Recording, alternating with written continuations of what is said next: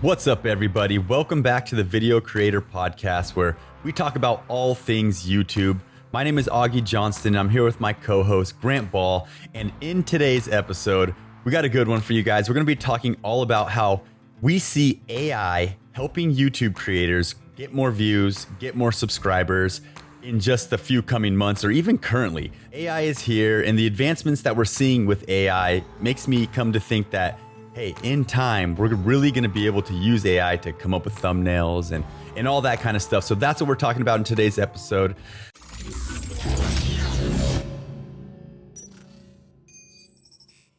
All right, so this podcast kind of came about, or this topic about AI and the creator economy and YouTube and all that, because I just see these things popping up everywhere. This new AI tool, and one of them that just popped up onto my Facebook timeline just raised, I think, $150 million in funding. It's a startup called Jasper.ai, or I don't know if that's the actual company, but we'll talk more about that. It does a few different things using AI. But first, Grant, just give me some thoughts on AI in the YouTube world. Sure. So, well, with AI in general, I feel like the main advantage, of course, is that computers are able to do things much faster than humans are, depending on what it is, right? So a computer could theoretically write a 10-page essay in about 5 seconds. However, computers, they don't really know what they're doing. They can't really see the big picture. They're kind of just like iterating. They're just thinking really fast and kind of putting things down. So this ability to repeat extremely quickly, I mean, ridiculously quickly, is what AIs do best. So to me, I see with YouTube and creativity in general, perhaps, I see AIs augmenting human creativity as a whole and kind of getting rid of the mundane tasks. So, for instance, one thing that I see going well with AIs is thumbnail creation. You can, there's things like Mid-Journey, which is a Discord bot where you can type in a bunch of adjectives or things and art styles. You can type in Ted Cruz eating a sandwich in Italy at midnight, and it will, in the style of Picasso, and it'll generate that. So kind of as these things get better, you don't necessarily have to spend a bunch of time making a thumbnail. So that's just kind of one example I see of AI. But again, AIs don't really know what they're doing. They're kind of just like spurting things out. And sometimes it looks inhuman and hideous, and sometimes it's perfect. And it's kind of, it's hard to really get it specific with AI. Yeah, so there's one example right there. Like in the future, AI could be used to create thumbnails. And yes, I've messed around with the Mid-Journey bot as well. It's crazy that it's just like a Discord bot, and you just go on there and, like you said, type the adjectives and all that. And you know, it's pretty good. Like it will impress you. If you've never used it before and you go and try it right now or after this podcast, it will definitely impress you. And yeah, sometimes you'll come up with some creepy stuff that's kind of a little bit weird, but I would say the majority of the time you come up with stuff where you're like, wow, that's pretty close to what I typed in there. And the thing you added at the end too, right? Like all these adjectives in Picasso, like it could do whatever you want and then make it into this like more different style. Like, and like for me, I always type in like hyper realistic. And it'll be realistic, like an actual human face to where like it looks like a photo. Like literally looks like you snapped a photo of someone. It's crazy. So imagine the possibilities in the thumbnail world, right? Like what if you could train this AI to create clickable, like high click-through rate thumbnails? That would be a $1 million or even $1 billion idea right there. What are your thoughts on that one, Grant? I'm pretty sure there's already channels using AI to create highly clickable thumbnails. There's a channel called Disrupt, I believe. You've probably seen some of their videos. They've gone viral.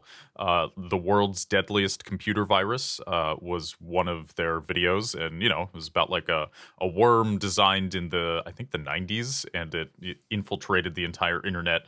And it was a big deal. At least it looks like they're thumbnails are generated by AI. It could just be a talented artist, but I always, given the topic at hand with these videos, it seemed like it's already going very well for some channels. Does that answer the question? Yeah. Yeah. And let's dive deeper into this, into these possibilities. So imagine you type into a bot, what you want for the thumbnail. It's normally the Midjourney one. It shoots back about 4 different versions, I think. Yes. There's also one called, like I mentioned earlier, Jasper.ai. That is a AI thing that creates blog post articles like text. And also now within, I guess, maybe 2 or 3 months, it launched the art side of it where it creates art. And I'm really impressed with theirs. And like I said, like the Midjourney bot is cool and stuff, but like it's kind of like hacked together by some maybe a small team of developers or something like that. This Jasper one has so much potential because of the $150 million funding, right? So they have $150 million to try to make it better and better. So, okay, you create 4 different thumbnails. You take those and you split test them against each other. It's so easy to create 4 different thumbnails and split test them against each other, when before you'd have to it'd be hard, right? You'd be spending like 8 to 12 hours creating 4 thumbnails that you thought were good, where you have to actually go and shoot, a photo of yourself with the background that you want and in the pose you want, and then choose the best version. It's like a huge process. So there's one possibility of that. Now, the other possibility I want to mention, like maybe a hack that you could do right now, is you can shoot a bunch of your, like most people do with their thumbnails, right? They'll shoot a bunch of different expressions. Hey, smiling, sad, pointing. And then they'll cut the backgrounds out and then use those on different backgrounds. Well, why not use these tools to create those backgrounds for your thumbnails? And that's an easy one right now. Like before, I talked about Mr. Beast, how sometimes he'll hire like a 3D graphic designer to create like a 3D mock-up of what they would want in the background of their thumbnail, so they don't have to go to the location and take the photos. They can just mock it up. And this is kind of like reminds me of that, but it's a robot using it. So yeah, I think that's crazy. Is there any other maybe channels that you think you've seen that would use this, or just any other thoughts on what I just said, Grant? I can't think of any channels off the top of my head that seem like they're really using AI as much as possible. And I know there was, man, I'm blanking on, oh God, there was one AI. I just remembered this. 3GTP. We could, what was it called? AI. It was basically GPT-3. Yes. An auto-progressive language model that uses deep learning to produce human-like text. So you could essentially write scripts with this. I believe it is, you can get a free trial of it with very limited usability. But from there, you can essentially pay as you do more iterations with this thing. So you could theoretically write scripts with this thing. And I think the advantage of AI is you can make a ton of it, right?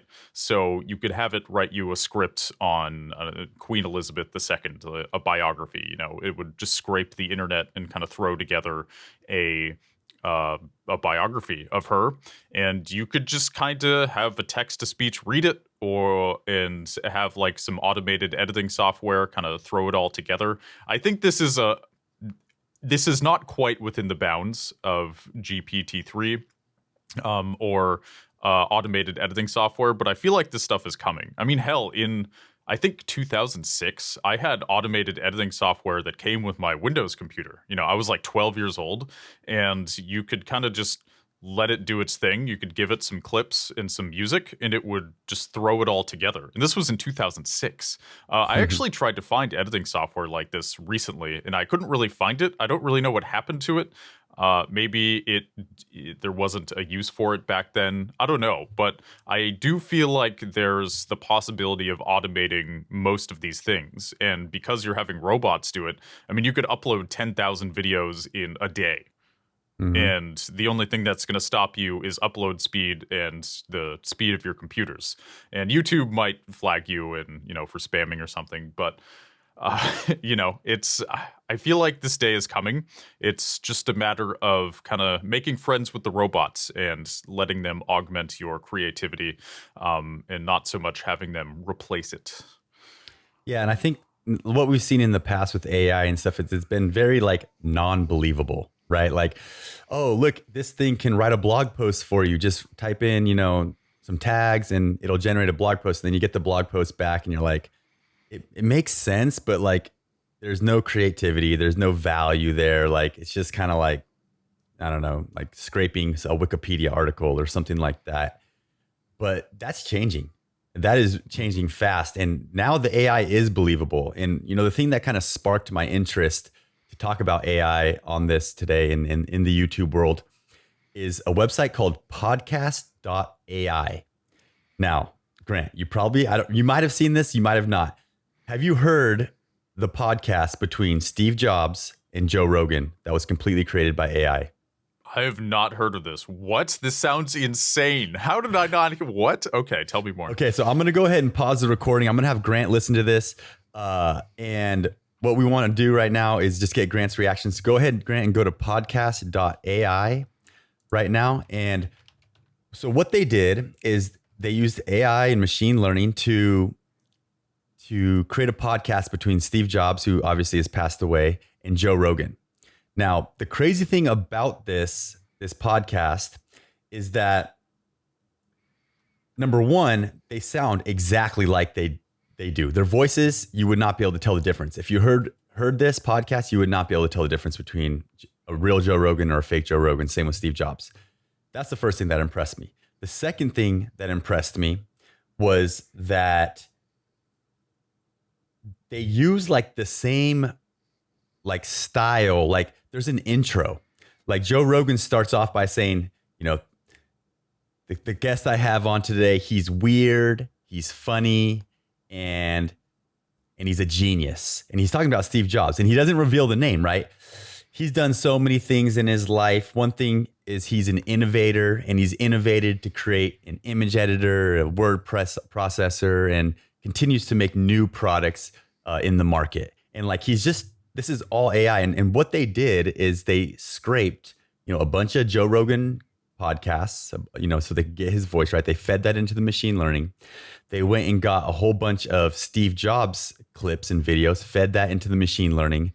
And it's crazy because Steve Jobs gets all philosophical on there and talks about, talks about LSD. I don't recommend you take LSD all the time, but once or twice, it will really open your mind up.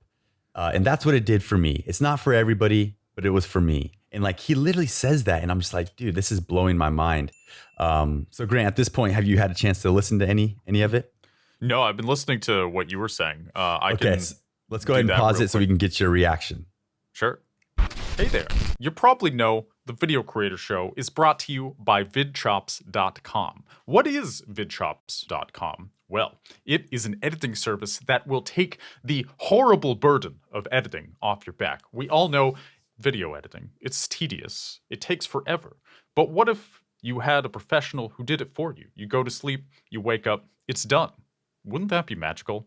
VidChops.com. Hire a professional, save yourself time and energy, and take your YouTube channel to the next level.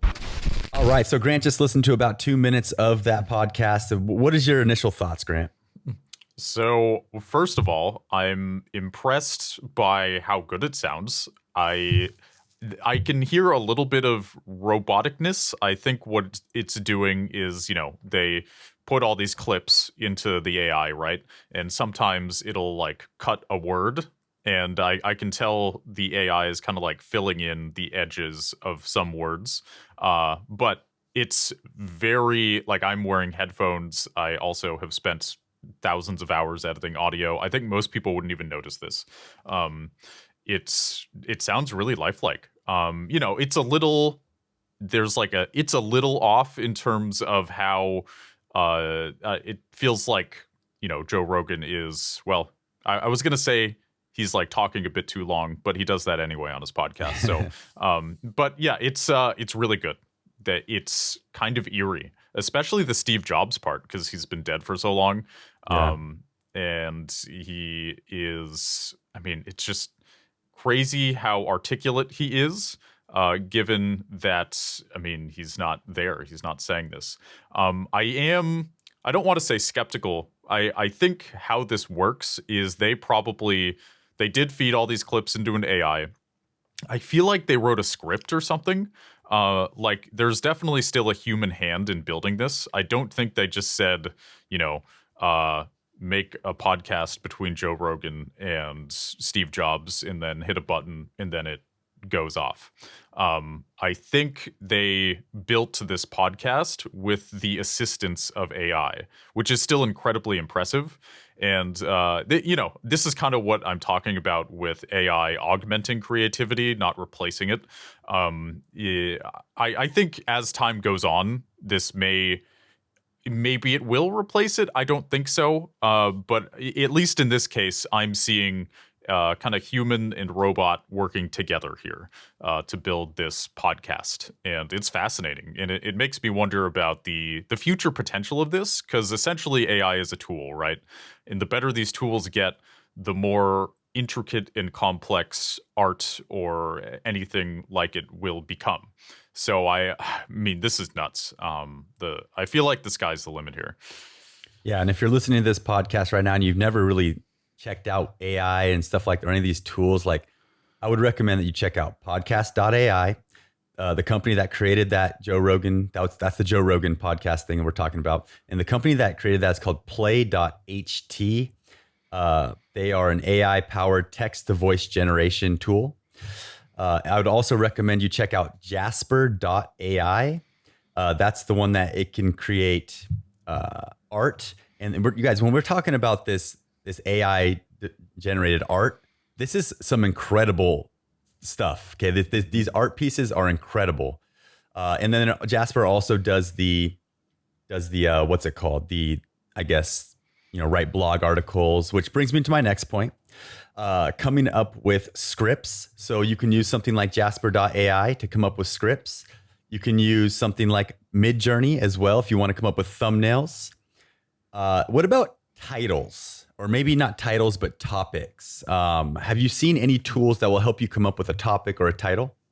So I believe vidIQ even has like part of its plugin is it can generate titles for you. I have looked at some of their titles and they're not bad. It uses keywords. It's nice because it kind of takes care of the SEO for you. It's not necessarily the best title, but coming up with titles is hard. And even just having, a bot spit out a bunch of titles for you, you can kind of like tweak them. So yes, I've used it a little bit to limited success. However, there was some success involved. So I'm pretty happy with it. Yeah, the vidIQ, I think you have to have like the lowest plan for that feature. You do, yeah. And so, and I do, and I use that, and I like it a lot. It's like you said, it's not like I'm not going to only use that to come up with my video topics, but like for me, like if I'm laying on the couch, like not doing anything, or there's an ad that pops up on the TV, like I'll just open the vidIQ app on my phone real quick. And every day it gives you, I think, 10 new topics, and you can save them or just get rid of them, delete them. And I'll just go through like, maybe like 2 or 3 times a week. And I'll just yes, no, yes, yes, no, yes, no, yes, no, up, boom. All right. And then when I want to come up with video ideas, I'll just open up the app and I'll look at my list, and it's easy to like find one and then say, okay, I'm going to iterate and add a little bit onto that. But yeah, so that's a good one for topics. It's vidIQ. Okay, let's get into the nitty gritty now, because we're kind of going through the whole process, right? You got to come up with a topic and a title and a thumbnail and a script, right? We talked about how AI can help you with that. Now, what about like filming?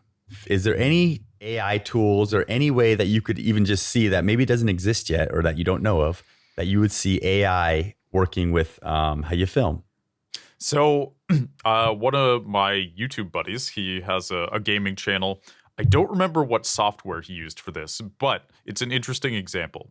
He basically can give his computer a voice command, or he can just press one button and it'll open all of the programs in all of the right configurations so that he can start recording instantly. Usually if you want to record, you got to open up Audition, and then you got to turn on OBS to record your face, and then you got to switch to the right configurations in OBS, like get to the right scene and kind of move things around.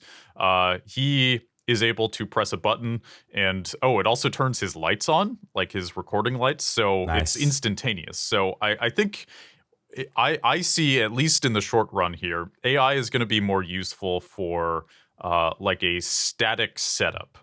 Probably less so with actual out and about recording. I mean, to a certain extent, it already is helping, right? The automatic feature on a camera is AI, essentially. It's already tweaking the ISO and the exposure and all the important camera settings so that the shot at least is usable. It's maybe isn't going to be as good as if a professional tweaked all the settings to look just right. But especially if you're filming like a reality show or a YouTube vlog, you can just slap that thing on automatic and let the robot take care of the lighting for you. But yeah, those are two examples that I can think of where it's already working. Yeah, and think about your phone, right? If you're filming with your phone, like the new iPhone has that cinematic mode, right, where it makes the background blurry. And like, I think we're going to get to the point where we're not going to need to use mirrorless or DSLR cameras. I think the phone is going to be just as good. And at this point, I would say it's like 98% there, or maybe let's not go that far. Let's go 90. Let's go 90% of the way there.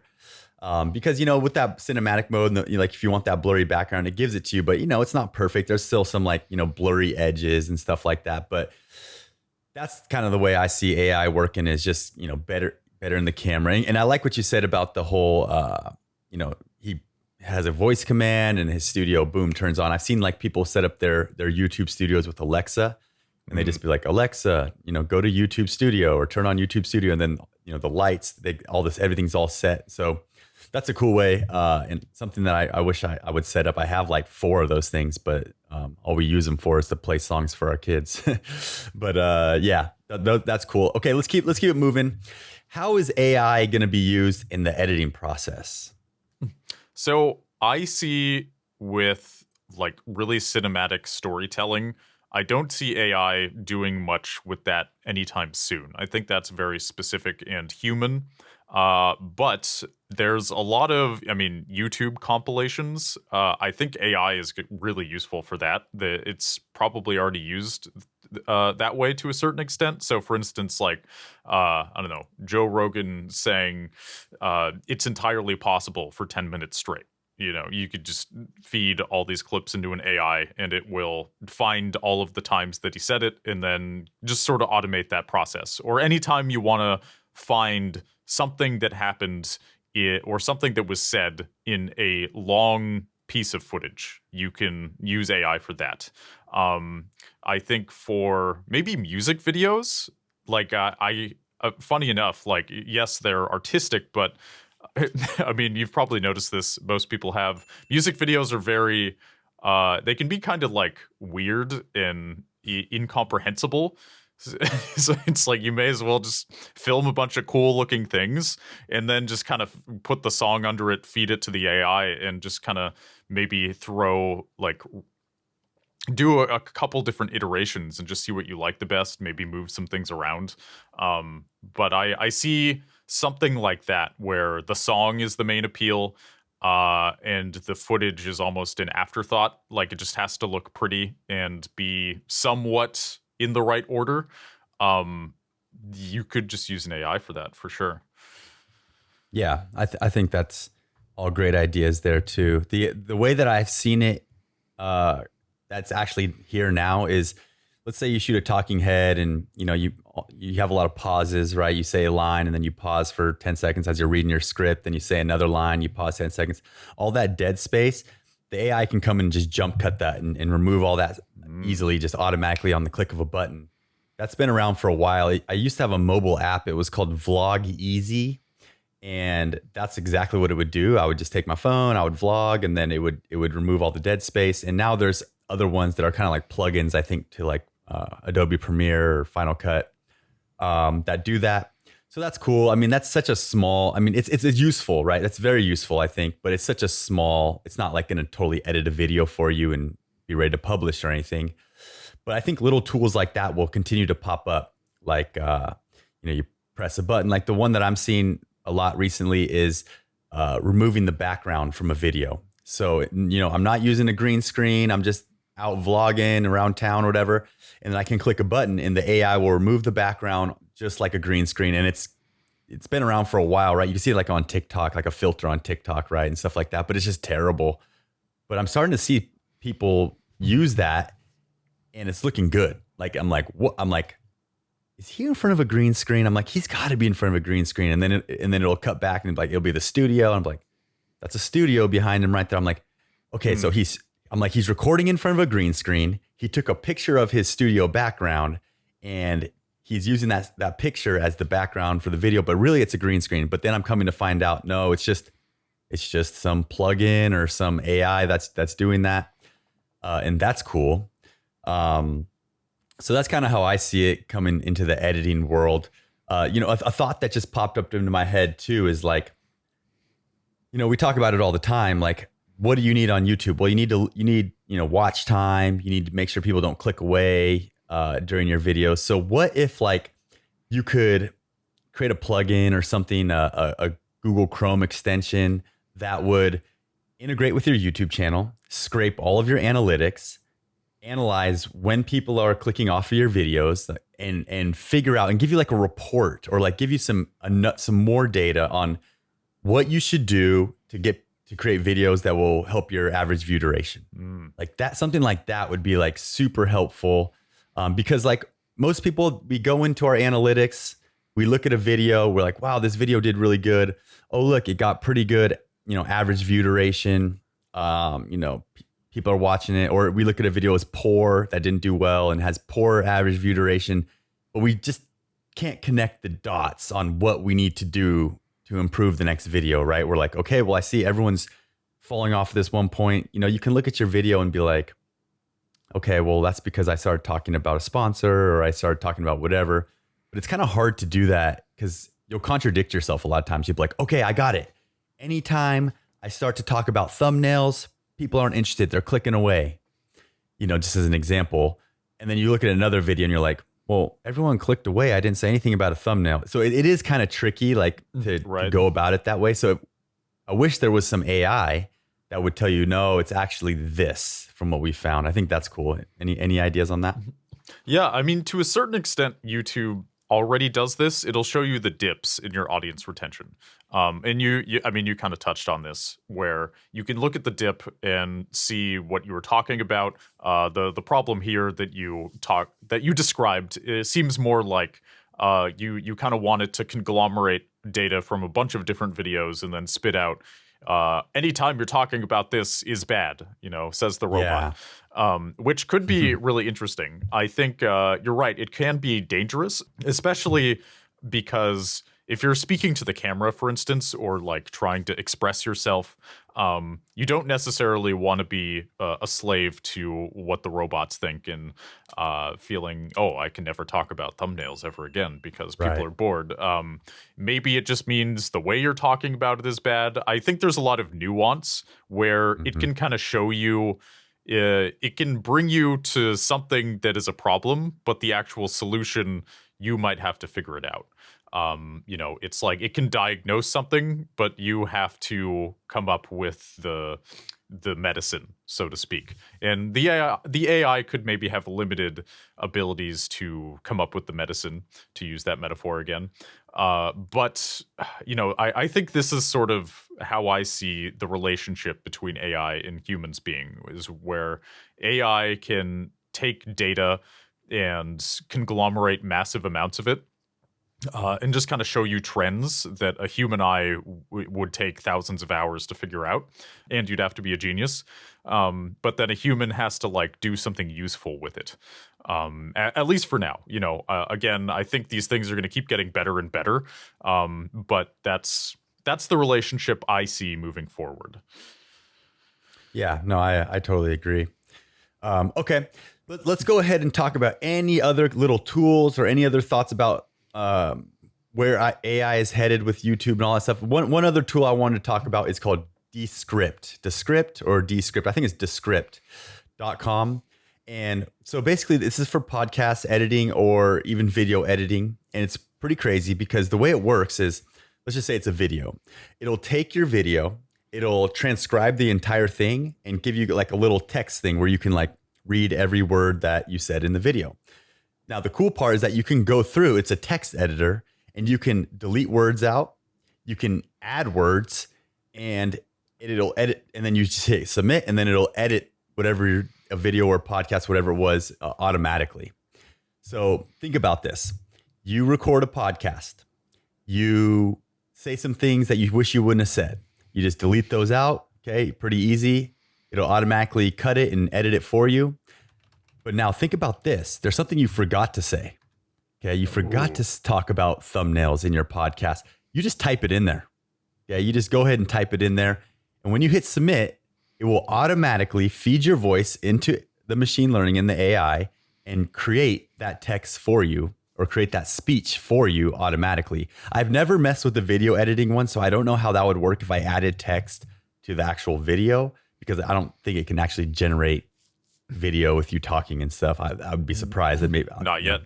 Not yet. It will. But yeah, it's crazy because it sounds just like you, and it's a good tool. A lot of people use it in the podcast world to edit their podcasts. There's my tool. Any other tools that you've seen or any other crazy examples of AI? Yeah, so there's a couple. I'd say a big one is the ability to create subtitles. You can kind of type them out manually, which is the dumb caveman way to do it, or you could use automatic subtitling software, where you can save presets and kind of have text style. So you want the subtitles to look pretty. You've probably seen this. This is most useful, I think, in YouTube Shorts. Most people have noticed there's like animated text in a lot of YouTube Shorts. It kind of like flies onto the screen what they're saying. It'll be like 1 or 2 or 3 words at a time. It kind of keeps viewers' attention. It's really tedious to do this manually. So I use the subtitling feature in Premiere, and it will actually transcribe everything for you. And then you can go through and kind of, edit it yourself. But it's robot-assisted subtitles. There's also tools like Vid.io. The coffee's hitting me kind of hard today. But tools like this, it can save you a lot of time, and there's enough customization with it to where, you can fix anything that's wrong with it. But it's crazy how accurate these things are. As long as you're not saying weird words, like I had a client, their company is kind of like a weird series of letters. It messed that up, but anything else, like if you're speaking normally like I am, it's going to get 99% of the words correct, maybe even 99.99. It knows, and it can generate these subtitles instantaneously, which again, for YouTube Shorts with the short attention spans, having the words flying up on the screen is very important, and I think it's going to be, these things are useful to YouTubers already. Yeah, plus a lot of people watch shorts and stuff with the audio off, so they love to have the captions there so they can read along. Is the one in Premiere, does it allow you to style the captions?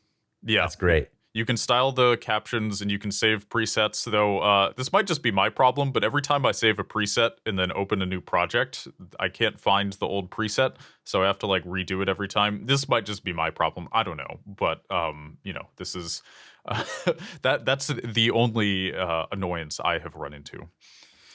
Yeah, it's cool. And there's so many of these different captioning apps, quick.io, rev.com.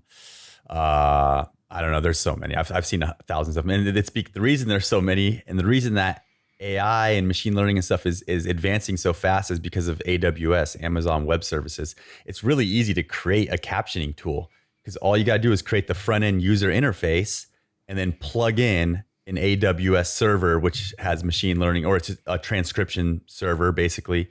And you plug that in and you're off to the races. You're going to be able to generate captions. So it's getting a lot easier. There's machine learning ones, right? Like if you wanted to create an AI app that does AI art, You could probably use an AWS server. You don't have to create any code for the machine learning part, just the user interface and plug it in. A little bit more to it than that, but it's not too complicated these days. So people are really going to start pushing the envelope forward. And I think that's what we're going to start seeing online in general. Like all these tools that you use nowadays, whether it's the Adobe suite, whether it's, I don't know, any of these little tools that we've mentioned today, anything that you need, these little online SaaS products, they're going to all start integrating AI. Okay, that's the new wave. And if you don't, then you're going to kind of fall behind with your SaaS. So it's scary, but it's cool too. So all right, I think that's it for today. Grant, did you have any final thoughts? Yeah, just closing thoughts. I think some people can feel threatened by AI. They can even, or the opposite side of the spectrum, they can feel like it's the technological Jesus. I'm somewhere in the middle. I feel like it's best to embrace the future without getting too gung-ho about it. So my advice, especially for people who feel threatened by AI, is just try it out. See how you can work with it. And develop it sounds weird, but develop a relationship with it in a way that is comfortable for you. And it's going to help you move forward and stay relevant. I don't think you necessarily need AI right now. But I think as we move forward, one thing about YouTube is the more you post, as long as your content quality is still good, that's going to help you a lot. And AI is good at doing things really quickly. So if you can automate any part of your process, these tools are really going to help you get ahead of the game. They're going to save you a bunch of time, potentially a bunch of money. And you should just embrace that side of this and not feel threatened by it. And this is not to invalidate your feelings. I'm just saying maybe face your fears, try something new, and see how it goes. That's my closing thought. And that's great advice. Remember, these are tools. We are the ones creating the videos, but we can use these tools to help us, assist us. So, all right. Thank you guys so much for listening today. This episode is brought to you by VidChops.com. That will help take the burden of editing totally off your hands. So check out VidChops.com if you want to add a new editor to your team today. With that said, thanks again for listening, and we will see you guys in the next episode.